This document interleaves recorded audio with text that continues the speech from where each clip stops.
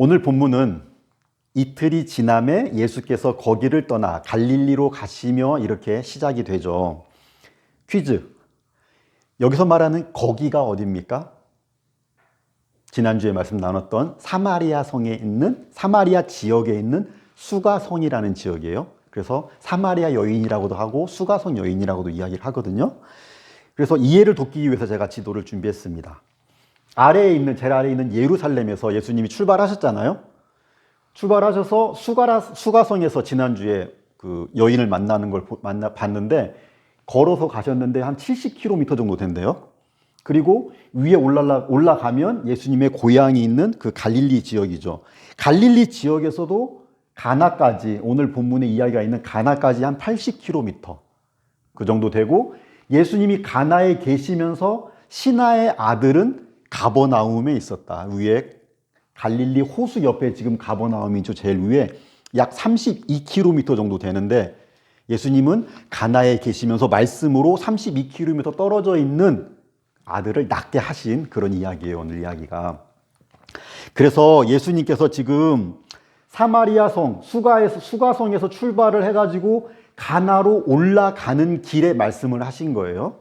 그 길에 올라가시면서 선지자가 고향에서는 높임을 받지 못한다. 고향으로 가시면서 지금 말씀하신 겁니다. 그래서 지금 나오신 이 앞에 사마리아 성에서는 어땠느냐? 예수님의 말씀을 믿는 사람들이 많았다. 그 여인으로 인해서. 그런데 이 사람들이 예수님의 말씀을 들은 다음에 이제 여자가 전해주는 말이 아니라 뭐 기적을 일으켰다 어쨌다 그런 이야기가 아니라, 이 사람들이 이틀 동안 예수님이랑 같이 있으면서 예수님께 직접 들어보고 친히 그가 참으로 세상의 구주인 줄 우리가 이제 알았다, 믿었다, 이렇게 한 거예요. 그래서 이틀 동안 아주 예수님을 제대로 믿고 제대로 영접을 한 거죠. 어디에서? 사마리아에서. 절대 그런 일이 일어나지 않을 것 같았던, 당시의 개념으로는 거기는 절대 그런 일이 있을 수 없는데 그런 일이 일어났어요. 그리고 예수님은 정작 자기 고향으로 올라가시는데, 거기에서는 선지자가 고향에서는 높임을 받지 못할 거라고 말씀을 하신 거죠. 그리고 갔어요. 그래서 가가지고 바로 이어지는 45절에 이렇게 이야기합니다. 갈릴리인들이 그를 영접했다 그러잖아요. 그러면 예수님 하신 말씀하고 다르죠. 앞뒤가 안 맞는 것 같죠. 높임을 받지 못한다 그랬는데 바로 영접했다 그러네. 그러니까 저희가 뭘 알 수가 있냐면, 이 갈릴리인들이 지금 45절에서 영접을 했다라는 것은 앞에 사마리아 지역의 수가성에서 있었던 그 사람들의 모습과 다르다라는 거예요. 예수님이 기뻐하시지 않는 그런 모습이었다라는 겁니다, 이것이. 이게 처음이 아니에요. 본문에서 갈릴리인들이 이렇게 했던 이런 모습들이 니고데모가 등장하기 전에도, 3장에서 니고데모가 등장하기 전에도 많은 사람들이 예수님께서 하시는 일을 보고 믿었다 그랬거든요. 믿었는데 예수님은 그들을 믿지 않았다. 그렇게 말씀하세요. 왜? 예수님은 그들의 마음을 아시기 때문에 그들을 신뢰하지 않았다. 그렇게 나오거든요. 이 뒤에 지금 우리 4장인데 6장에 가면 그 유명한 이야기를 제가 전에 말씀드렸어요. 그때도 보리떡 5개, 물고기 2마리로 오병이어 사건으로 5,000명을 먹였습니다. 남자만, 성인 남자만. 그렇게 그 일이 있은 다음에 사람들이 예수님을 믿었다 그랬어요. 그런데 예수님을 믿은 이 사람들이, 그 사람들의 그 마음을 예수님께서 아시잖아요. 성경에 뭐라 그랬냐면, 그러므로 그들이 와서 자기를 억지로 붙들어서 임금으로 삼으려는 줄 아시고 예수님은 다시 혼자 산으로 가셨다. 그들을 신뢰하지 않으셨다. 그런 믿음을 예수님께서 기뻐하시지 않았다라는 것을 이야기해 줍니다. 그러니까 믿음도 두 가지가 있다라는 거죠, 최소한.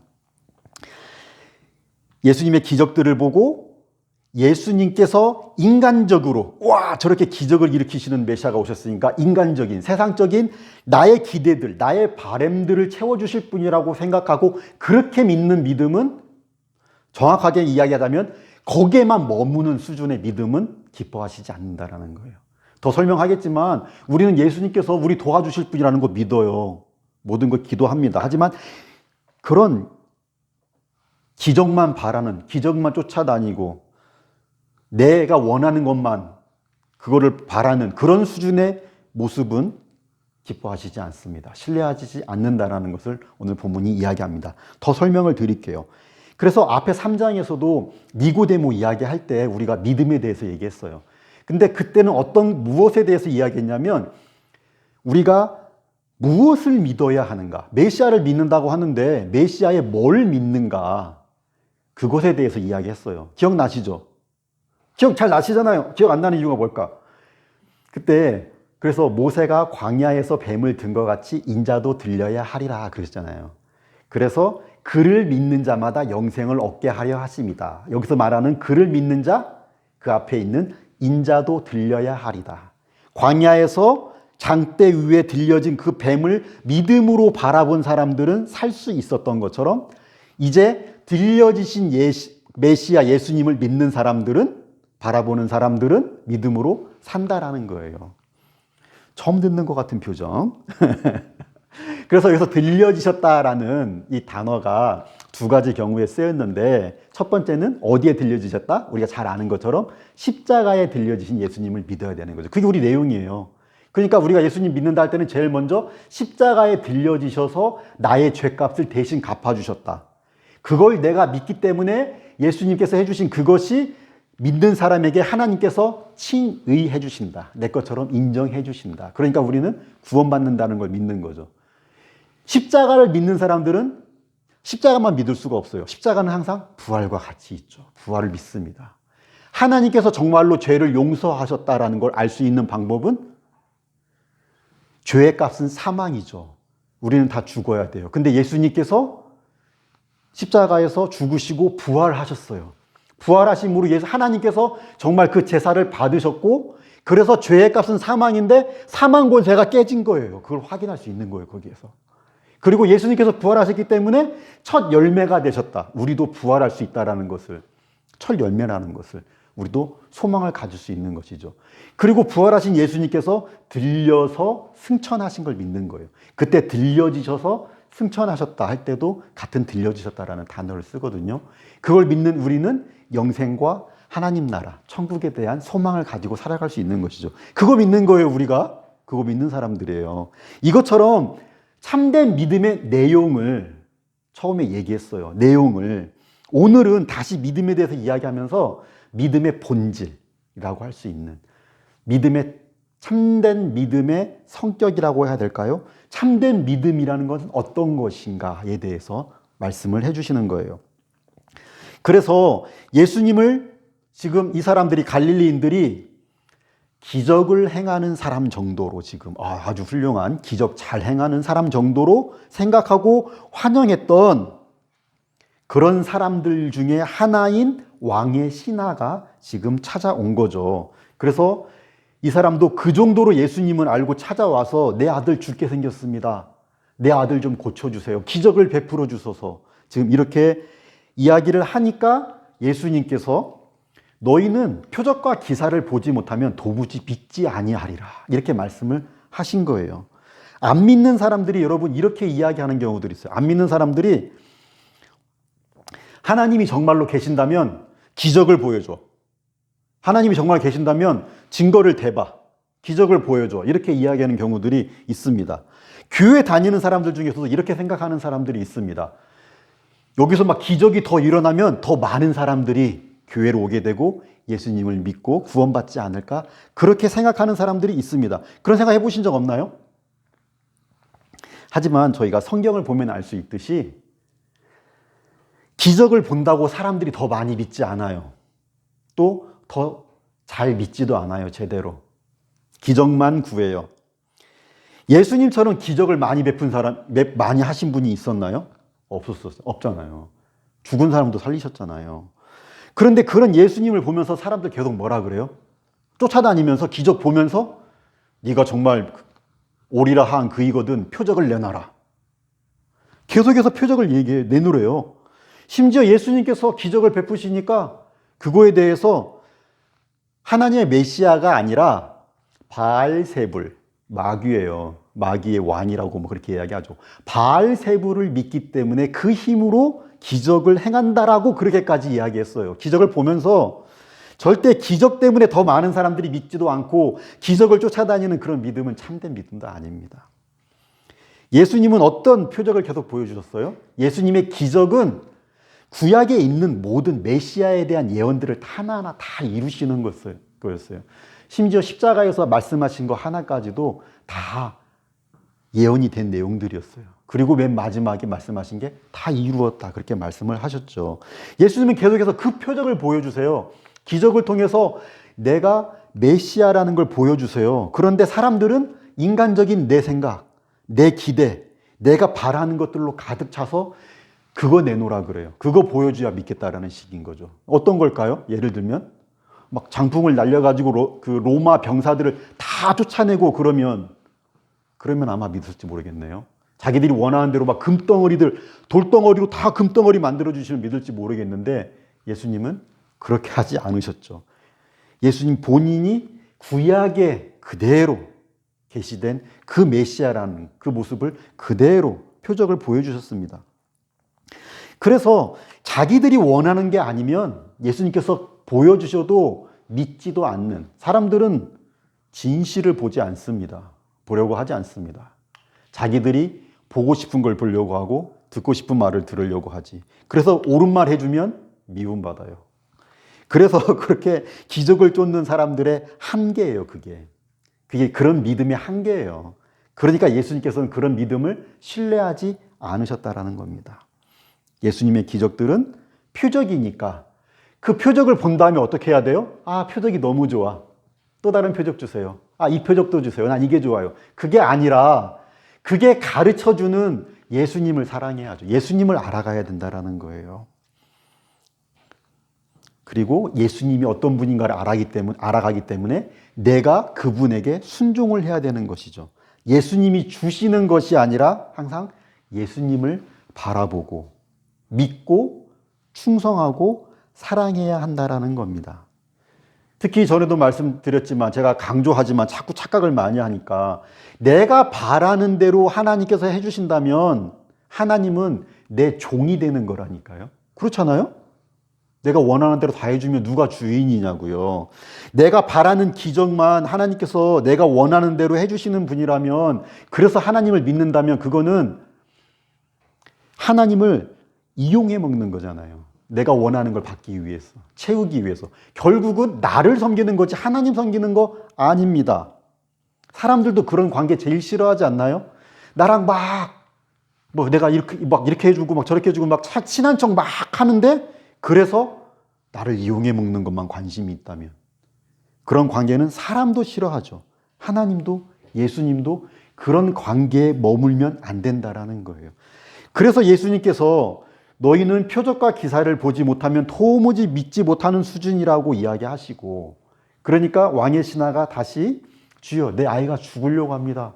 내려오소서 도와주소서 이렇게 이야기하니까 예수님께서 가라 네 아들이 살아있다 이렇게 하셨습니다. 아들을 살려주신 거죠. 이때 예수님께서 말씀하셨을 때 열이 떨어졌다 그랬습니다. 이때 살려주셨어요.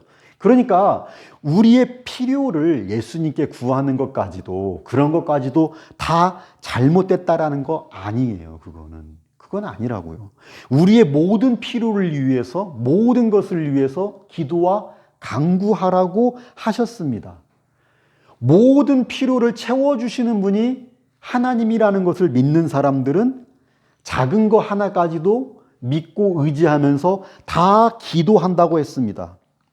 다만 우리의 시선이 거기에 주시는 것에 가 있지 않고 하나님에게 가 있어야 한다는 것이고, 정말 그렇게 하나님에게 가 있을 때에 하나님께서 하나님 지혜로 보셨을 때, 하나님께서 보실 때 아직은 때가 아니거나 아직은 우리가 감당할 수 없거나 아니면 더 좋은 거 주시려고 그렇게 내 뜻대로 안 해주셔도 우리는 감사할 수 있다고요.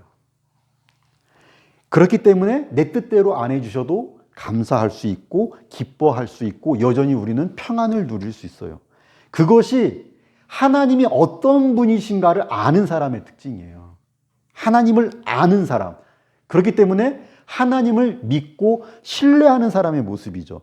하나님보다 하나님께서 주시는 걸 더 사랑하면 내가 바라는 대로 안 해주면 어떻게 될까요? 하나님을 내가 바라는 거 해주는 분이라고 생각하는데 안 해주면 어떻게 될까요? 불안해져요. 뭔가 크게 잘못된 거야. 걱정, 근심이 끊이지 않아요. 왜? 하나님을 모르니까. 그러니까 이런 사람들의 특징은 또 자기 성질을 잘 부려요. 왜? 내 뜻대로 안 되니까. 안 해주시니까. 이런 일이 반복되면, 그런 수준밖에 안 되는 사람들은 반복되면 뭐라고 하냐? 교회 다녀도 소용없다고 한다니까요. 그래서 교회를 떠나거나, 소용없다고 떠나거나, 교회에 있는데도 기대 없이 기도 안 한다고요. 소용없다고 생각한다고요. 우리가 기도 안 하는 이유는 뭐다? 믿음이 없어서. 주신다는 믿음이 없으니까. 주신다는 믿음만 있어봐요. 어떻게 기도를 안 해요? 쉬지 않고 기도가 나와요. 마음속으로 계속 힘을 주소서, 도와주소서. 하나님을 더 사랑하면, 물론 하나님 사랑한다고 우리가 믿음이 좋다고 우리의 감정이 사라지지는 않습니다. 우리가 아직 부족한데 인간적으로 기대하는 거, 바라는 거 있습니다. 그래서 구합니다. 그래서 그런 것들이 내 뜻대로 잘 안 되면 속상하기도 합니다. 슬플 때도 있고 마음이 아프기도 해요. 하지만 그 내 감정에 거기에 계속해서 머물러 있지 않죠.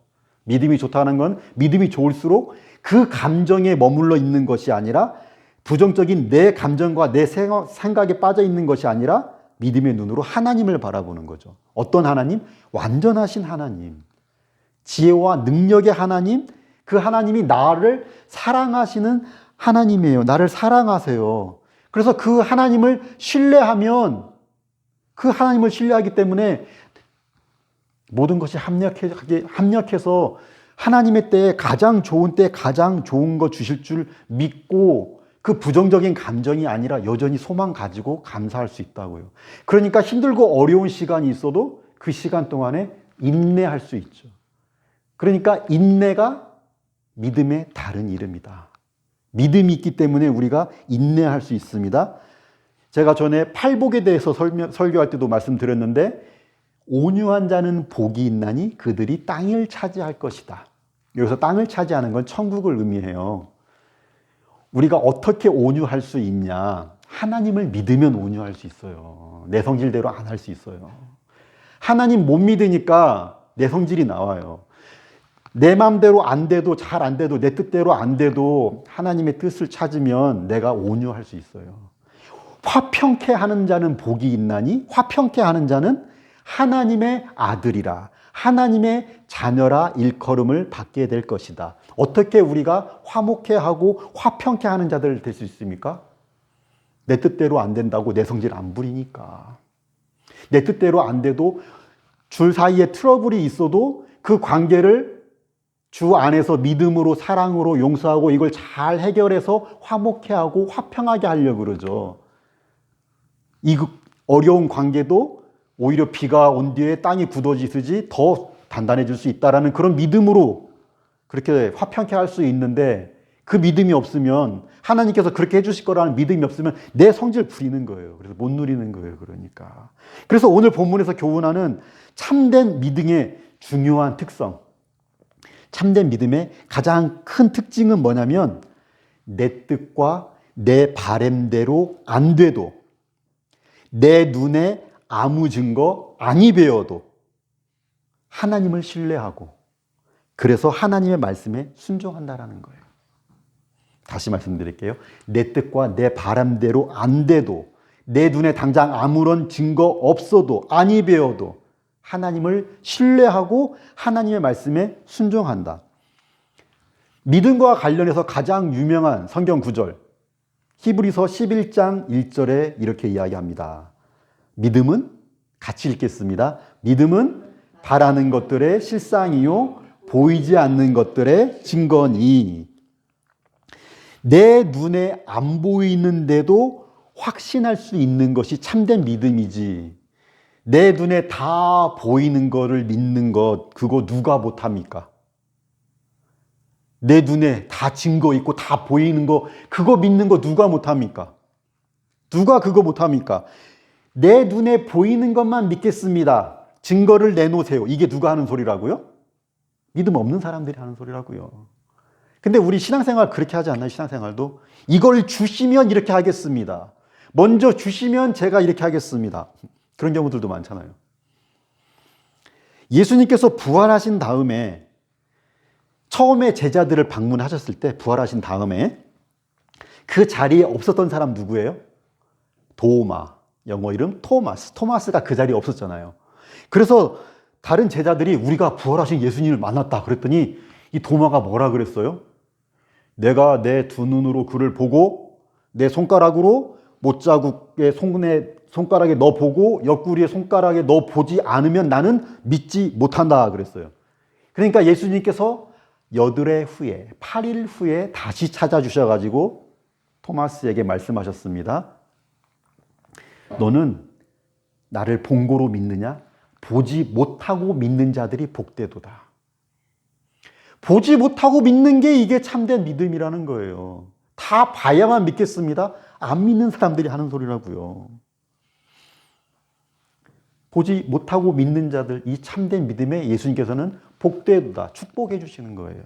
진실한 믿음이라는 거죠. 진실한 믿음이 있으면 내가 누리는 거예요. 그 믿음의 삶을.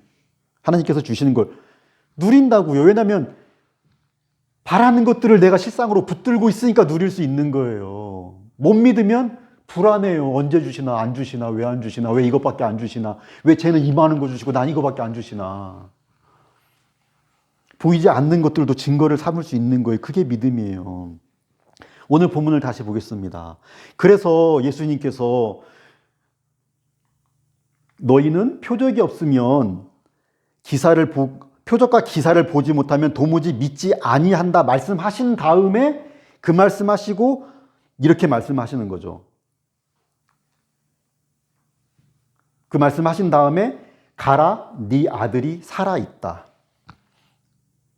표적과 기사만 쫓으면서 그런 모습으로 예수님 앞에 나왔었는데 예수님의 그런 혼내는 건 아니지만 예수님께서 말씀하시는 예수님의 말씀을 듣고 표적과 기사만 쫓는다라는 그런 말씀을 듣고 지금 예수님께서 네 아들이 살아있다 말씀을 하시니까 그 말씀을 믿고 갔다라 그랬습니다. 이제 이 신하의 믿음이 예수님 말씀을 듣고 이 신하의 믿음이 지금 바뀐 거죠.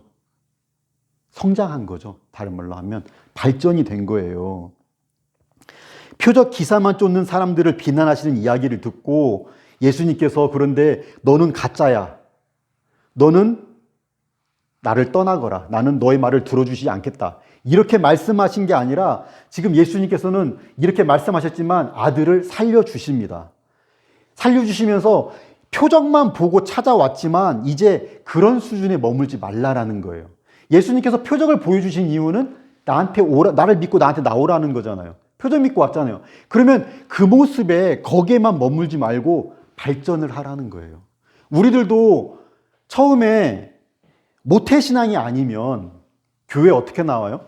저도 그랬어요. 교회 처음 나올 때는 누구나 내 필요 때문에 나와요. 물질이 됐건, 인간 관계가 됐건, 마음의 평안이 됐건, 병을 치료하기 위해서건 처음에 나올 때는 기적을 바라는 마음으로 처음 나올 때는 나의 필요 때문에 나와요. 그런데 그렇게 나와가지고 그렇게 시작하는 거예요. 그렇게 나왔지만, 기적을 바라고 나왔지만 예수님을 알아가게 되고, 복음이 뭔지를 알게 되면서 변하는 거예요. 성장하는 거예요. 그러라고 지금 주신 말씀이라는 것이죠. 그렇게 시작이 돼야 돼요. 오늘 본문의 이 신하는 그걸 한 거예요. 예수님의 말씀을 듣고 깨달은 거예요. 그렇기 때문에 가라 하니까 그냥 믿고 갔다고 이야기합니다. 이 사람에 대해서 한번 생각해 보세요.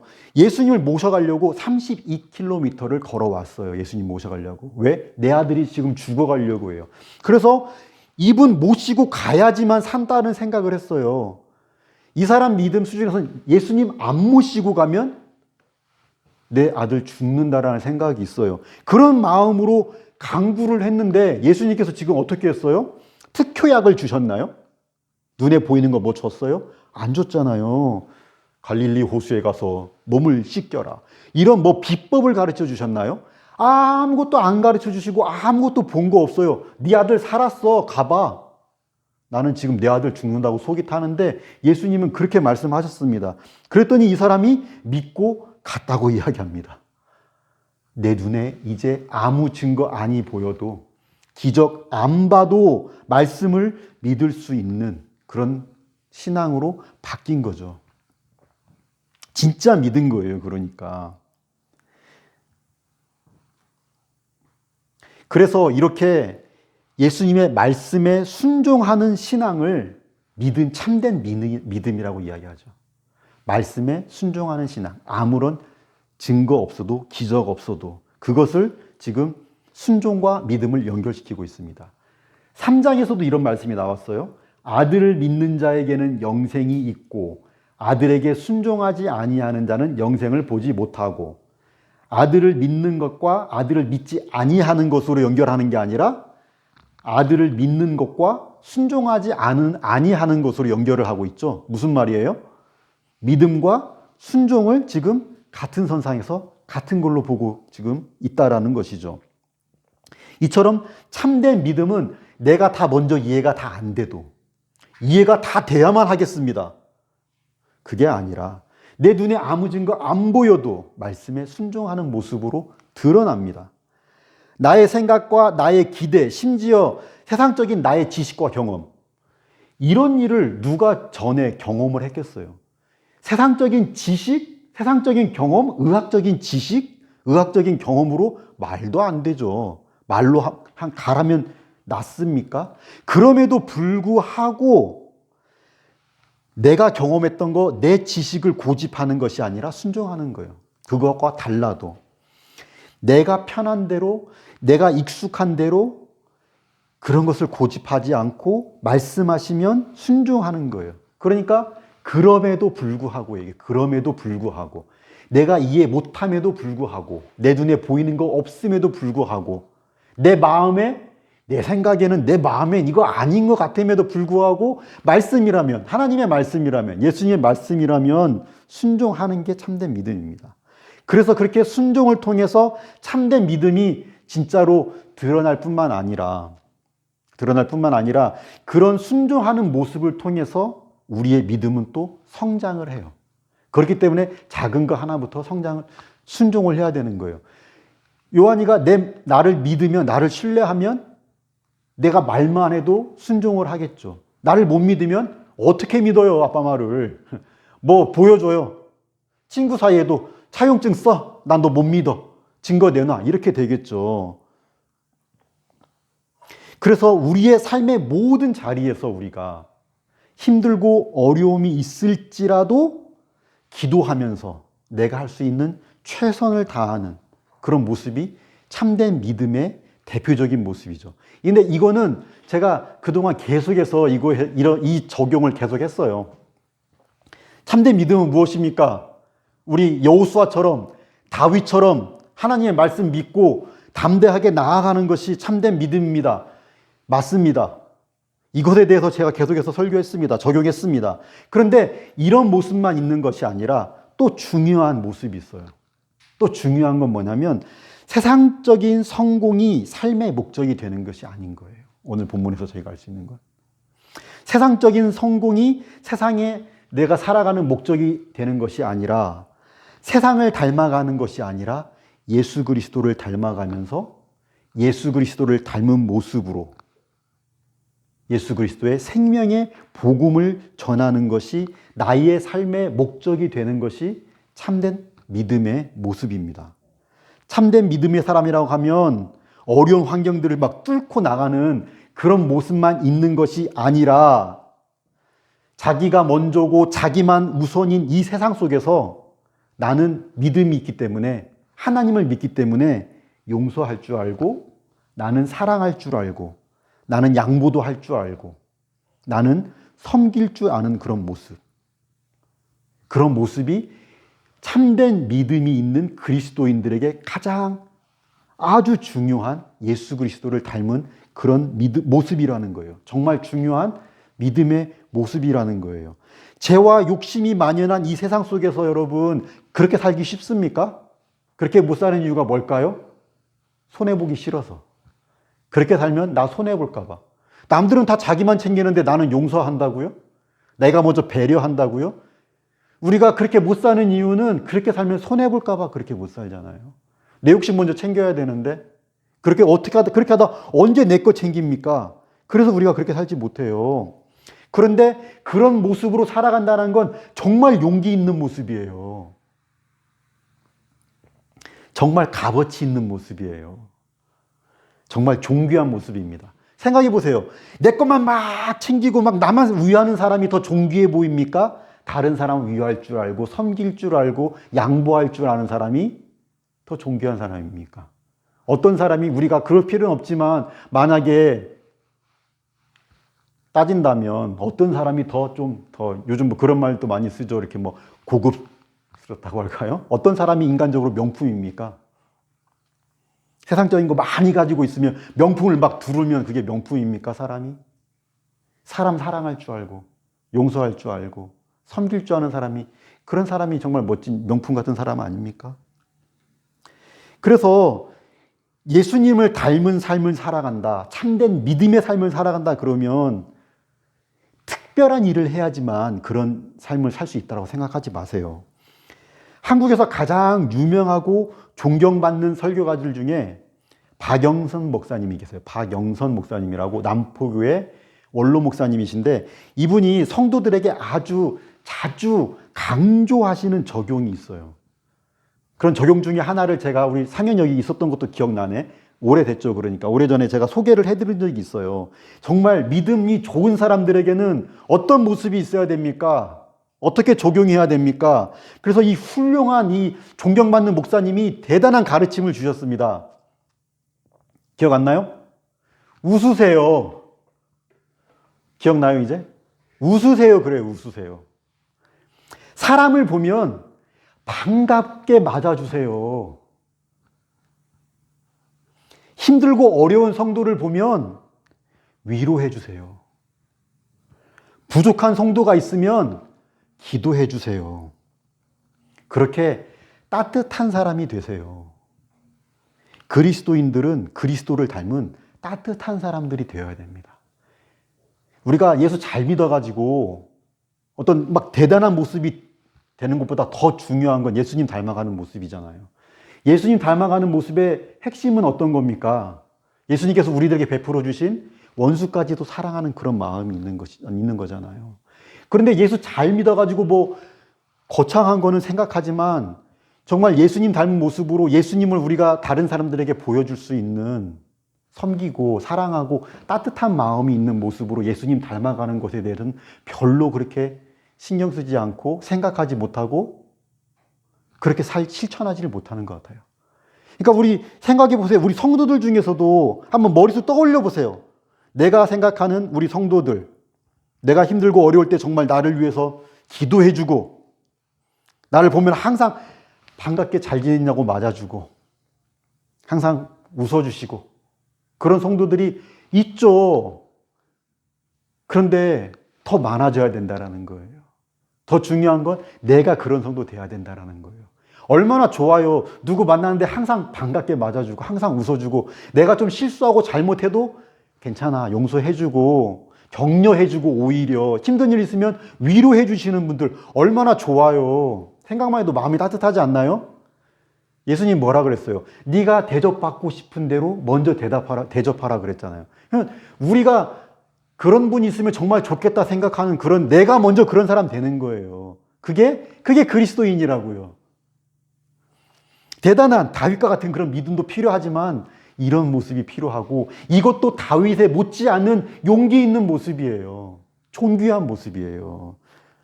그렇게 예수님 닮아가며 예수님 전하는 그래서 세상에 복이 되고 하나님께 영광되고 내 삶 속에서 누리는 그런 삶을 살아가는 믿음의 삶을 살아가는 저와 여러분 되시기를 간절히 축복합니다. 기도하겠습니다. 사랑과 은혜가 풍성하신 하나님, 감사와 찬양을 드립니다. 저희가 그 사랑과 은혜를 날마다 풍성하게 누리며 나누고 전하는 복된 믿음의 삶을 살아갈 수 있도록 성령으로 인도하여 주시옵소서.